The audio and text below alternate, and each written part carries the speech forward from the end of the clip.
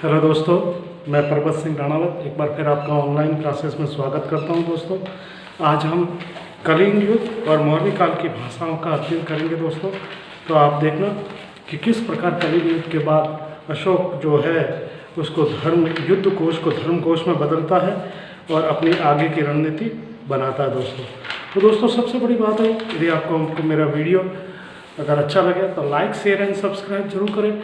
दोस्तों, साथ ही अपने दोस्तों में फैलाएं और आपसे एक निवेदन करता हूं कि वो उस पर अब मैं जैसे जैसे भी वीडियो डालूं इसकी इन्फॉर्मेशन आपके पास पहुंचे।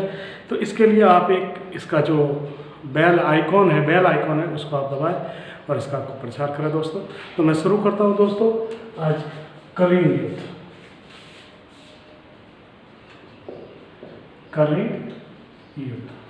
दोस्तों, ये अशोक के राज्याभिषेक के 8 वर्ष बाद में लड़ा गया था। 8 वर्ष बाद में, तो उसका यानी कि 261 BC में ये लड़ा गया था। दोस्तों, इसके लड़ने के कारण जो थे दोस्तों, युद्ध के कारण, नंबर 1, ये बिंदुसार के समय, ये मौर्य साम्राज्य का ही एक अंग था, लेकिन बिंदुसार के समय ये दोस्तों स्वतंत्र हो गया था। दूसरा कारण जो था वो दक्षिण में अपनी साम्राज्य विस्तार चाहता था। तीसरा दोस्तों, ये कलिंग क्षेत्र लोहे खनिज के लिए प्रसिद्ध था। अगर लोहा आएगा तो अस्त्र शस्त्र बनाने में आसानी रहेगी, इसलिए लोहे खनिज के लिए प्रसिद्ध था। दूसरा दोस्तों, इस क्षेत्र में हाथी ज़्यादा थे और इन हाथियों को भी वो प्राप्त करना चाहता था। पांचवा दोस्तों, ये दक्षिण में था। वर्तमान जो कलिंग है ये उड़ीसा में है। दोस्तों, तो उसे पूर्व में बंदरगाह, जो बहुत प्रसिद्ध बंदरगाह था, ताम्रलिप्ति, वो भी प्राप्त हो जाए।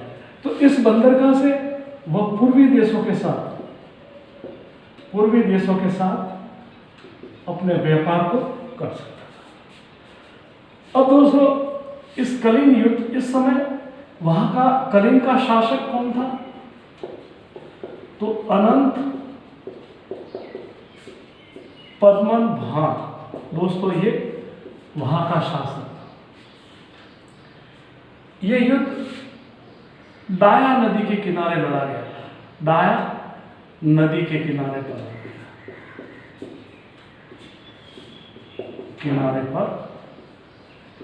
लड़ा गया। इस युद्ध में 1 लाख सैनिक मारे गए। 1 लाख सैनिक मारे गए। करीब 1.5 लाख घायल हो गए थे। इस युद्ध के बाद यह अशोक का प्रथम व अंतिम युद्ध था। इस युद्ध की जानकारी जो हमें मिलती है, वह 13वें अभिलेख से मिलती है। 13वें अभिलेख से मिलती है। दोस्तों, 13वां अभिलेख वैसे भी मोस्ट है। इससे दक्षिण के 5 राज्यों की जानकारी मिलती है, 5 विदेशी राज्यों की भी जानकारी मिलती है, और हमें कलिंग युद्ध की भी जानकारी इस 13वें अभिलेख से मिलती है। दोस्तों, अशोक से पूर्व यानी कि चंद्रगुप्त और बिंदुसार के समय 4 प्रांत थे। अशोक ने कलिंग को जीता और इसको 5वां प्रांत बनाया। फिर उसने देखा कि कहीं ये वापस से एक नहीं हो जाए और बड़ा नहीं, तो कलिंग के 2 टुकड़े कर दिए, एक उत्तरी कलिंग और एक दक्षिणी कलिंग। हालांकि उसके प्रांतों में एक है, लेकिन इसकी जो राजधानी, उत्तरी कलिंग की जो राजधानी बनी थी वह तोशली, और दक्षिण की जो राजधानी बनी थी दोस्तों जौगड़। वैसे 4 प्रांतों के नाम बता देता हूँ मैं। उत्तरापथ था, प्राच्य था, सुवर्णगिरी था, अवंती था, और 5वां जो प्रांत बना था दोस्तों वह बना था कलिंग। तो आप ध्यान रखना ये 5 प्रांत थी। देखना इसके कितने वर्ष बाद में, 8 वर्ष बाद में। कब दोष है, कारण क्या थे, बिंदुसार के समय स्वतंत्र हो गया। मतलब पूर्व में जब बिंदुसार के बाद जो उत्तराधिकारी युद्ध हुआ था उसमें यह स्वतंत्र हो गया था। दक्षिण में अपने साम्राज्य विस्तार करना चाहता था, लोहे के लिए क्षेत्र प्रसिद्ध था, विशेषकर हाथी जो युद्ध में। तीसरा, इस युद्ध से बंदरगाह मिल गया था, ताम्रलिप्ति बंदरगाह, जिससे पूर्व देश जैसे श्रीलंका है, जापान है, इंडोनेशिया है, थाईलैंड है, चीन है, जापान है, इनके साथ व्यापार करने यहीं से व्यापार होता था हमारा। और इस क्षेत्र का लोहा इसके माध्यम से दूसरे देशों में जाता था। दूसरा दोस्तों आप इसका ध्यान रखना, देखना शासक कौन था, अनंत पद्मनाभ।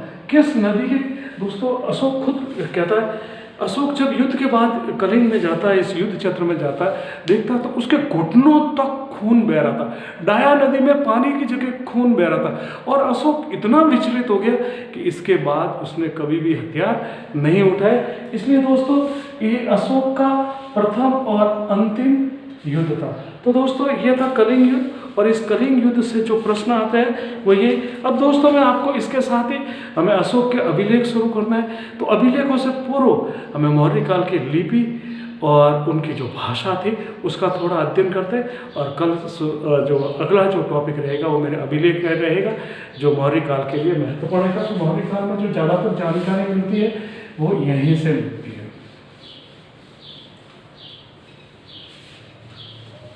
तो दोस्तों मौर्य काल की भाषा और लिपि, देखना दोस्तों वहाँ की जो आम जनता की भाषा थी, आम जो जनता की भाषा थी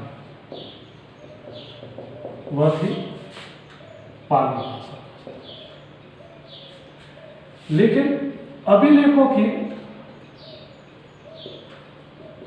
की जो लिपि थी, अधिकतर अभिलेखों की वह थी ब्राह्मी लिपि। दोस्तों अशोक के यदि अभिलेखों की भाषा की बात करें, अभिलेखों की लिपि की बात करें हम दोस्तों, तो अधिकतर उसकी जो थी लिपि वो ब्राह्मी थी।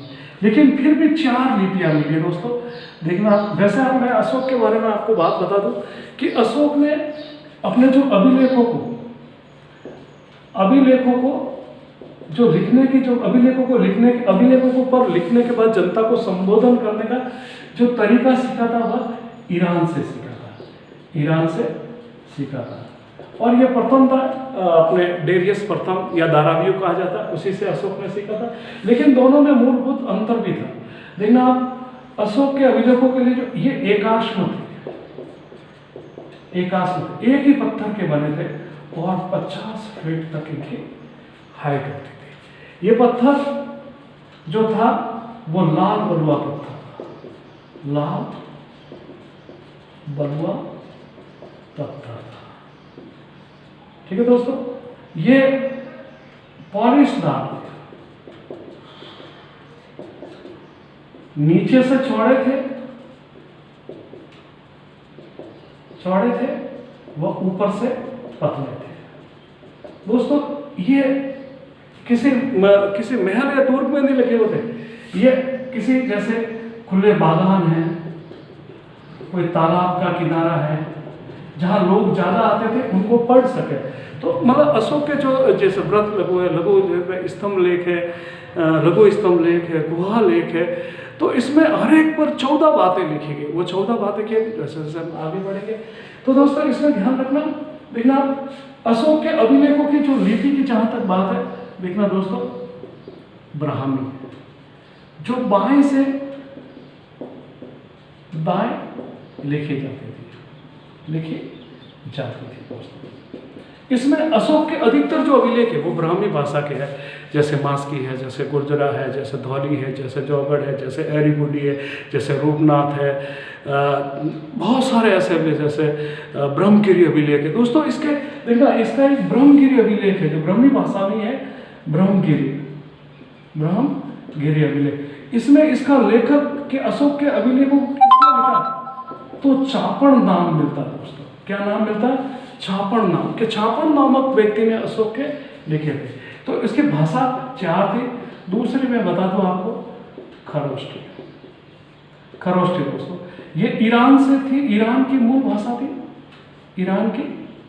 भाषा थी, और ये दाएं से बाएं लिखी जाती थी, दाएं से बाएं। देखना दोस्तों, याद कैसे करोगे? ख द ब मतलब बाएं से ब्राह्मी बाएं से शुरू, खरोष्टी दाएं से शुरू। और इसके जो अभिलेख थे दोस्तों, इसके लिए बहुत प्रसिद्ध थे, जैसे शाहबाज गढ़ी और मानसेरा, दोनों पाकिस्तान के थे। शाहबाज गढ़ी और मानसेरा याद रखना दोस्तों, ये दोनों पाकिस्तान में। कहाँ पर है दोस्तों? ये पाकिस्तान में। अगर हम अगले की बात करें तो वह थी अरामाइक लिपि। दोस्तों, इसका जो मिला है लमगान। कौन सा मिला दोस्तों? लमगान। अरामाइक लिपि थी दोस्तों, अरामाइक लमगान अभिलेख मिला, जो जलालाबाद अफगानिस्तान में दोस्तों, याद रखना। चौथी जो लिपि थी वह थी यूनानी।